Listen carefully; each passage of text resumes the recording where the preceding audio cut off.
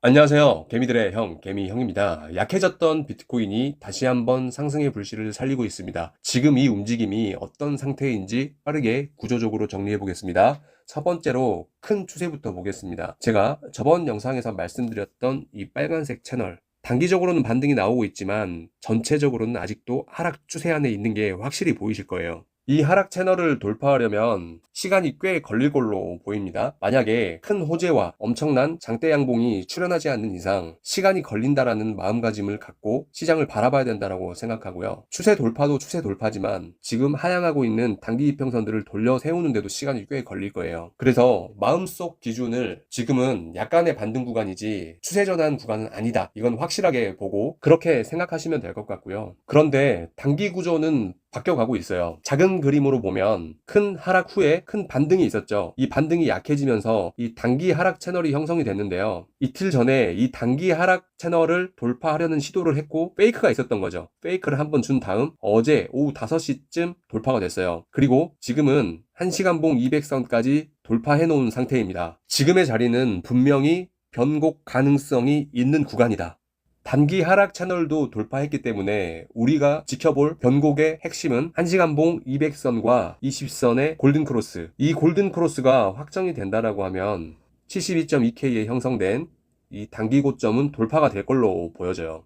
근데 여러분도 잘 알고 있다시피 골든크로스가 나오더라도 분명히 페이크는 있을 거예요. 그러니까 한 번 더 하락으로 전환되려는 움직임을 보인 후에 골든크로스가 되더라도 이렇게 왔다 갔다 하다가 돌파하면서 큰 움직임으로 연결될 것이다. 분명히 여기서도 다시 한번 하락할 수도 있겠다. 그런 움직임이 나올 거예요. 그리고 나서 돌파가 나올 걸로 예상은 하고 있지만 만약에 골든크로스 직전에 캔들이 밑으로 내려오고 이런 식으로 다시 한번 약해지면서 20선이 밑에서 꺾이는 움직임이 나온다라고 하면 다시 한번 하락할 수 있는 그림도 분명히 있습니다. 그래서 이 부분이 변곡점이 될 걸로 보고 있어요. 저는 개인적으로 이렇게 하락하는 그림보다 여기에서 페이크를 준 다음 상승의 흐름으로 다시 한번 이어나가지 않을까 그렇게 생각하고 있어요. 지금 위치에서의 추세 그리고 어느 지점에서 변곡이 발생할 수 있는지를 설명을 드렸고 3일봉으로 넘어가 보면 우리가 기억해야 될 것은 다시 한번 이런 움직임이 반복될 걸로 보는데 3일봉의 200선을 이탈하고 단기 이평선들이 데드크로스를 한다면 이건 400선을 만나러 가는 신호다. 이 움직임은 다시 한번 반복될 수 있다라고 봅니다. 그래서 나중에 큰 상승장 후에 또다시 이런 움직임이 나온다라고 하면 그때는 당하지 말자. 제가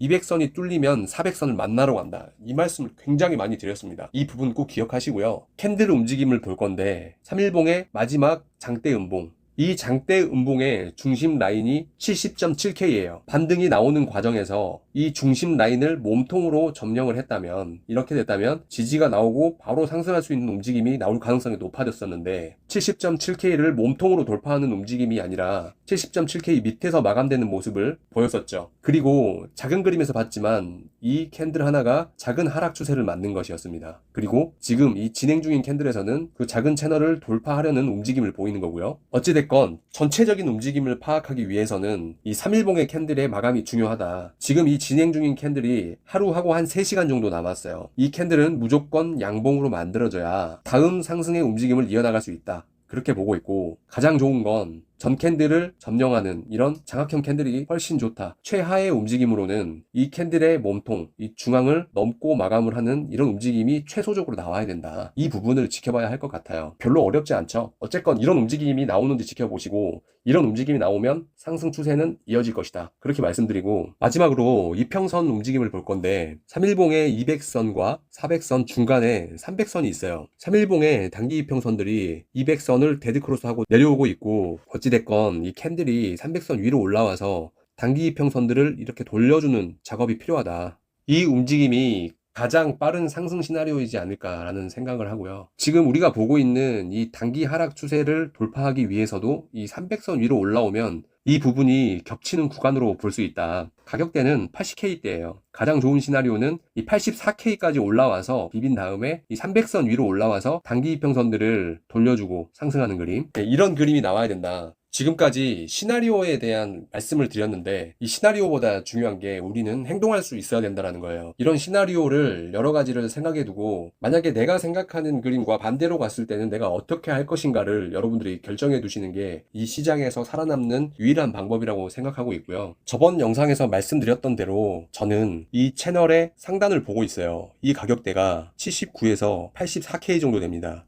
캔들이 이 가격대로 진입을 한다라고 하면 이때 약해지는 모습이 보인다라고 하면 알트코인을 정리하겠다. 저번 영상에서 그렇게 말씀드렸는데 아직도 이 관점을 유지하고 있어요. 여기에서 매도를 했는데 만약에 상승으로 바뀐다라고 하면 상승으로 바뀌고 나서 다시 매수해도 늦지 않는다라는 생각을 갖고 있고, 만약에 여기서 매도를 했는데 약해져서 하락한다라고 하면 어찌 보면 기회가 될 수 있다. 이 자리가 그렇게 보고 있습니다. 머릿속으로는 상승을 바라고 있고 또 좋은 시나리오를 그리고 있지만 만약에 내 생각과 반대로 가게 된다면 이런 행동을 할 것이다 라는 말씀을 드리면서 영상 마무리하겠습니다. 여러분, 시장이 약할 때는 수익보다는 멘탈이 더 중요해요. 이 멘탈이 지켜져야 다시 상승 추세로 돌아섰을 때 끝까지 끌고 갈 수가 있습니다. 만약에 지금 멘탈이 다 털려버리면 상승으로 전환이 되더라도 절대 큰 수익을 보지 못할 거예요. 멘탈 관리 잘 하시고요. 이제 명절 연휴입니다. 가족들과 좋은 시간 보내시고 행복한 연휴 보내시길 바라면서 영상 마무리하겠습니다. 감사합니다.